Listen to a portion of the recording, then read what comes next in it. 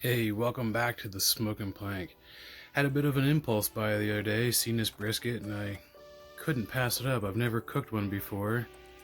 Just regular Angus beef, USDA, nothing fancy, no Wagyu, not yet.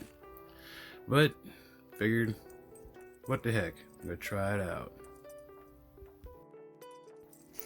While I have a moment here, I'm unwrapping this. I wanted to take some time and thank everyone for watching my videos and subscribing and even leaving some comments. It's been very enjoyable posting these videos as a hobby, keeps the mind busy. I've never trimmed a brisket before, but I've processed deer. One thing I know is you really have to feel your meat out to find out where the fat is. And you want to slice it off in small increments. You don't want to go too deep and cut some of the meat that you're going to be eating off. But the fat is pretty much useless, but do not throw it away. I took all my trimmings and everything and froze them because I'm going to attempt to make my own hamburger here someday. Possibly make my own sausage too. I watched a couple trimming videos on YouTube, and the one that I chose to follow today along with the recipe was from Chuds Barbecue. He has quite a few videos over there on his YouTube page, a lot of useful tips and tricks on how to barbecue, slicing your meat, making sausage, things like that. I suggest you check it out. And what we're doing here is we're just really trying to get this thick fat out of here. And like I said before, you want to go in small increments so you're not wasting any meat.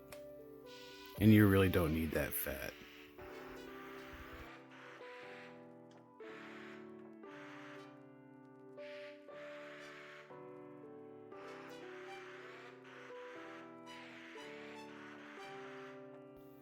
Alright, now that most of the fat is trimmed off, I'll do a little small cleanup on the edges here, just to make it look nice. Scrape it down, get some of the gunk off of it. Anything else I missed, I'll go over it. And get ready for seasoning. And today I'm going to be using just salt, pepper, garlic. I mixed up 2 parts pepper, 1 part salt, and a half a part of garlic. Coat it in some olive oil just so the seasonings stick, and I heavily coated it. I have my grill setting at about 255, 250 degrees as I was putting the meat on. As the cook goes, I ramp it up to about 300, 320 degrees. It really depends on what I'm cooking and where the meat's setting and about what time I need to have it done. Alright, now I'm going to whip up some homemade barbecue sauce. I rendered down some beef fat just for a little extra flavor. Every time I make my barbecue sauce, it's a little bit different, but I use mostly the same ingredients. And I stopped measuring. There's so many barbecue recipes out there.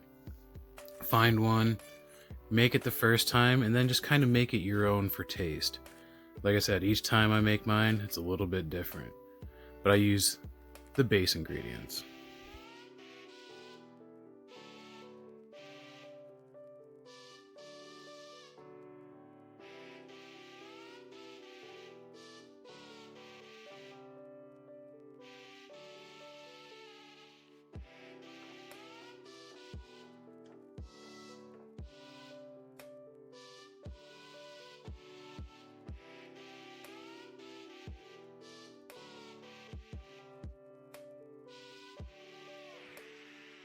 Once I get all that put together, I use a whisk without trying to make a mess and mix it all up. I add water here and there to thin it out, a little bit of honey to sweeten it up. I used an allulose brown sugar substitute there in the beginning, but the honey really brings out the flavor. And I believe as it was cooking, I may have added some maple syrup. Well, we're going to check this. It's been about 3 hours. And it's got an awesome crust on it. The temperature right now is about 160, 165 degrees. We'll get it wrapped up. And I'm not going to do the full wrap, and I'm not going to wrap it in butcher's paper. I'm going to follow the Chuds recipe and actually build a boat. I really need to get some wider foil for this, but I'll show you how I do it. You just lay down one piece of foil, wrap it up the sides, and then just kind of swirl it around. Then take the second piece of foil off center, wrap that one around, then place it back on the grill. You don't have to, but I threw the temperature probe back in. Alright, this thing just hit 200 degrees, and it's ready to come off.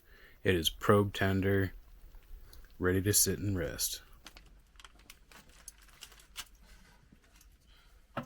Alright, after a 6-hour and 20-minute cook, it's been rested for about 2.5 hours. Let's cut into this thing and see what we have. I got meat anxiety. Oh man. And here's the reveal. Oh, it's juicy. It smells delicious. It feels tender. I can't wait to bite into this. For my first brisket, I think I did pretty good. I wish there was more of a smoke ring. I'm gonna have to work on that. Next one will probably be better, but this one turned out pretty darn good. Hey, and there it is all plated up. Thanks for watching.